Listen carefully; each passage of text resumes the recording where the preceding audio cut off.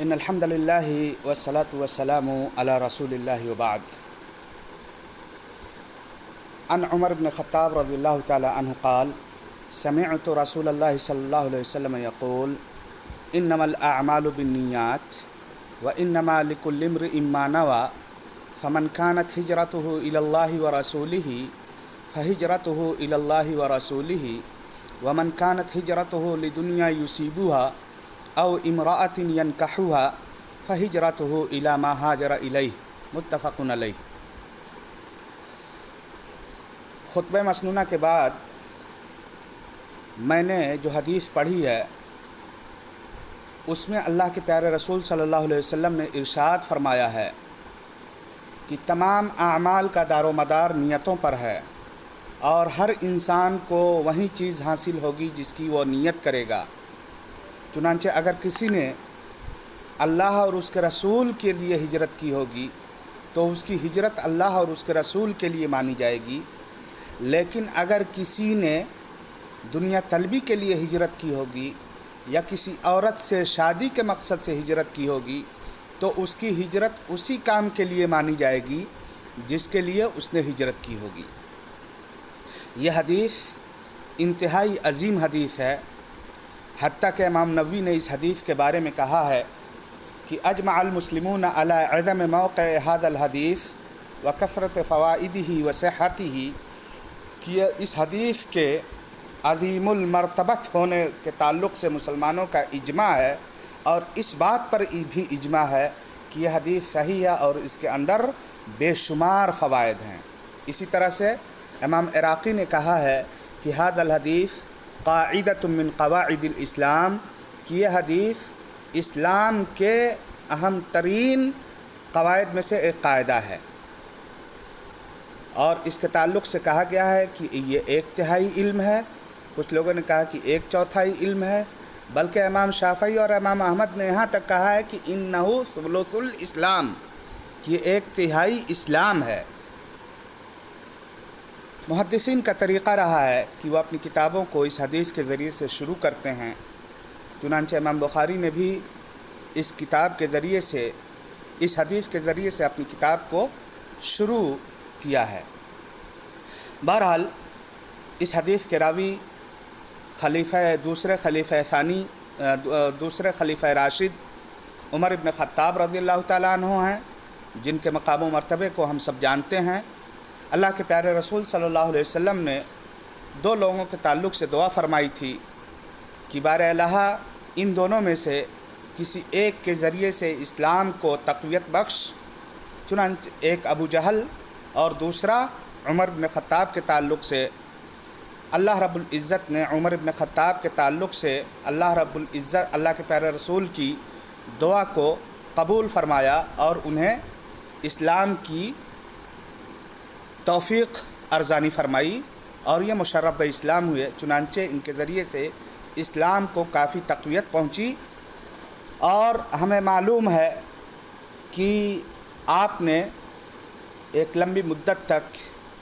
مسلمانوں پر عمر رضی اللہ تعالیٰ عنہ ابو بکر رضی اللہ تعالیٰ عنہ کی وفات کے بعد مسلمانوں پر خلافت کی. چنانچہ آپ تقریباً 10 سال مسلمانوں کے خلیفہ رہے. جہاں تک اس حدیث کی بات ہے تو اس حدیث میں انما حصر کے لیے ہے، جس کا مطلب یہ ہے کہ دنیا میں جتنے بھی اعمال پائے جاتے ہیں وہ اعمال اسی صورت میں قابل قبول ہوں گے جبکہ ان کے اندر اخلاص کی دولت پائی جائے. اگر آپ کوئی کام کر رہے ہیں اور اس میں نیت شامل نہیں ہے، جیسے آپ بازار سے آئے اور وضو خانے میں بیٹھ گئے ہاتھ پیر دھلنے کے لیے اور پھر اسی دوران آپ نے تمام اعضائے وضو کو دھل لیا، آپ کی نیت وضو کی نہیں تھی اور آپ نے یہ سوچا کہ آپ کی وضو ہو گئی اور آپ نماز پڑھنے کے لیے چلے جائیں، تو یہ آپ کی وضو نہیں مانی جائے گی، بلکہ آپ پر ضروری ہے کہ آپ پہلے وضو کی نیت کریں پھر آپ وضو کریں. تو گویا کہ یہی مطلب ہے انما الاعمال بالنیات کا. اور اسی طرح سے یہاں پر اعمال یہ مطلق ہے، اس کے اندر ہر طرح کے اعمال شامل ہیں، چاہے وہ اعمال جوارح ہوں، یعنی اعمال جوارح یہاں تک کہ اس میں اقوال بھی شامل ہیں یعنی عمل لسان، اور اسی طرح سے انسان جو کام کرتا ہے اپنے اعضاء کے ذریعے سے وہ تمام اعمال تو شامل ہیں۔ دوسری بات یہ ہے کہ نیتوں کی بدولت انسان مباح کام کو بھی نیکی بنا سکتا ہے۔ ہمیں معلوم ہے کہ انسان سوتا ہے، کھاتا ہے، پیتا ہے، یہ تمام کام کیا ہیں؟ مباح ہیں، لیکن اس میں اگر نیک نیت شامل ہو جائے، یعنی ہم کھانا کھائیں اس وجہ سے ہماری نیت یہ ہو کہ جب ہم کھانا کھائیں گے اور ہمیں توانائی حاصل ہوگی، تونگری حاصل ہوگی، تو ہم اللہ رب العزت کی اچھے سے عبادت کریں گے۔ جلدی سو جائے عشاء کے بعد، اس کی نیت ہو کہ ہم فجر میں اٹھ کر کے نماز پڑھیں گے، تو اس بہتر نیت کی وجہ سے انسان اس مباح کام کو بھی عبادت میں تبدیل کر دیتا ہے اور اس پر اسے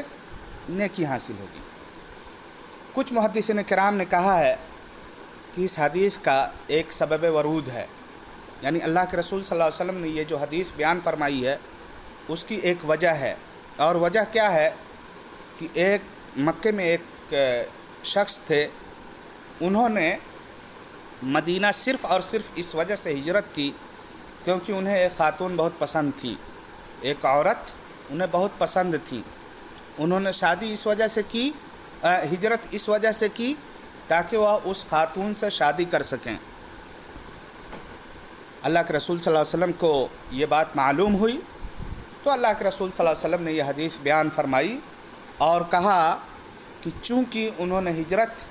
اسلام کے مقصد کے لیے نہیں کیا ہے یا اپنے دین کی حفاظت کے لیے نہیں کیا ہے، اس وجہ سے ان کی ہجرت پر اجر و ثواب حاصل نہیں ہوگا۔ انہوں نے عورت کو حاصل کرنے کے لیے ہجرت کی ہے تو ان کی ہجرت اسی کام کے لیے مانی جائے گی۔ آپ دیکھیں، ہجرت ایک بہت ہی محترم بالشان عمل ہے۔ ہجرت کے تعلق سے اللہ کے رسول صلی اللہ علیہ وسلم نے عمرو بن عاص رضی اللہ تعالیٰ عنہ کی حدیث میں بیان فرمایا ہے کہ ان الہجرت تہدم ما کانت قبلها، کہ اگر آپ ہجرت کرتے ہیں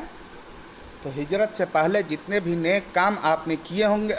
بدی کے کام کیے ہوں گے، برے کام کیے ہوں گے، اللہ رب العزت ہجرت کی بدولت ان تمام برے کاموں کو، ان تمام گناہوں کو اللہ رب العزت ختم فرما دے گا، ان پر عفو کا قلم پھیر دے گا۔ لیکن چونکہ ان صاحب کے نیت میں فطور تھا، اس وجہ سے اللہ رب العزت نے نیت کے فطور کی وجہ سے ہجرت کے نیکی کو ختم کر دیا